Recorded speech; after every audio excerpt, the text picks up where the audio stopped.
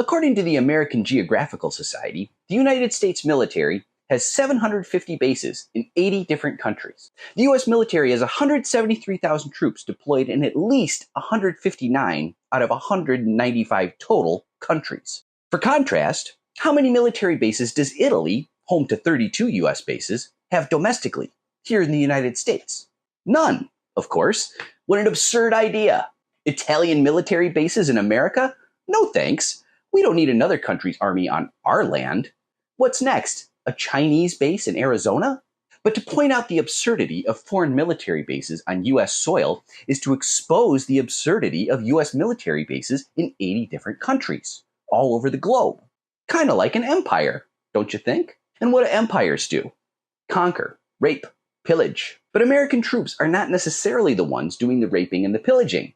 It's Western society's capitalist enterprises who are really cashing in. Our brave men and women are sacrificed for the glory of share price and dividends. Once you know this, it's possible to see that aggressive military policies are rational. The goal, as Michael Parenti says, is to make the world safe for multinational corporations and their capital accumulation. Of course, the US government cannot ask Americans to sacrifice their sons and daughters for ExxonMobil or JP Morgan Chase. Instead, we're told that military interventions are for freedom or national security or the ever nebulous US interests. Have you ever heard of Major General Smedley Butler? He won the Congressional Medal of Honor, the military's highest honor, twice.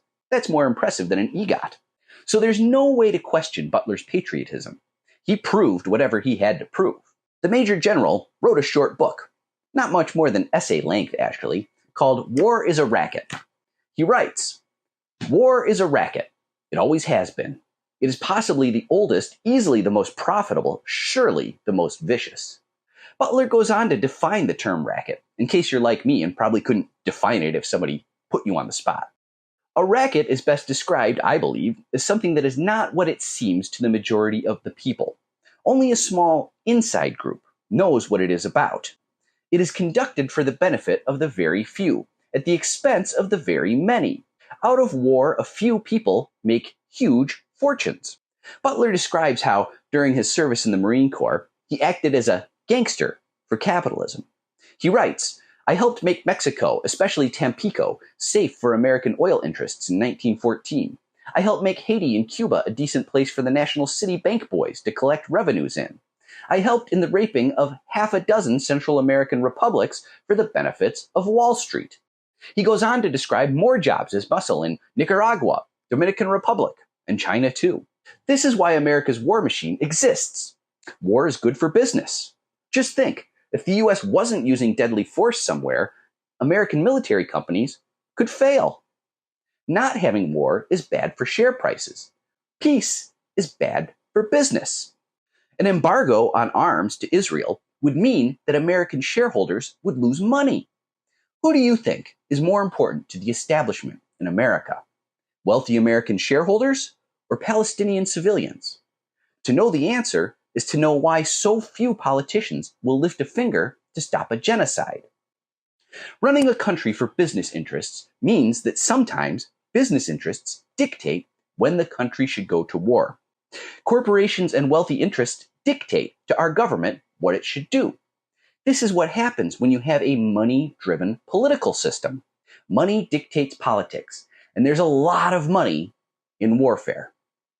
We're told over and over again that spending close to $1 trillion every year on the military is necessary to protect the American people. The American public is told that we don't have enough money for universal health care or free higher education or to feed and house the poor, or even the capacity to take care of our disabled people in anything other than poverty conditions. But the budget for our military is practically endless because, like Smedley Butler said, the military is performing a valuable service for American and Western business. You can tell how powerful an interest group is by how much money our government spends on them. Nobody gets more money than the military. And while the US military has been sent into one nation after another to violently stamp out even the slightest hint of socialism, the military itself operates as a massive socialist enterprise. Raytheon, General Dynamics, Boeing, great fat welfare queens, squeezing every last billion they can out of our system. kept alive by the most generous government charity on earth, the Pentagon. In the 15th century, there was a writer named Peter Helchitsky, a pioneer in nonviolent action. Even though he lived hundreds of years before Karl Marx, he said that the rich amassed their wealth by exploiting the labor of the many. He was able to see that classic pyramid structure in action even back then. He also said that war was a conspiracy where the poor are tricked into fighting to protect the privileges of the rich. Kind of makes you think. War is a racket. Please give a like, follow, favorite, repost, and follow my Linktree to sign up for my Substack, where you can get more detail in every post. Let's make them pay.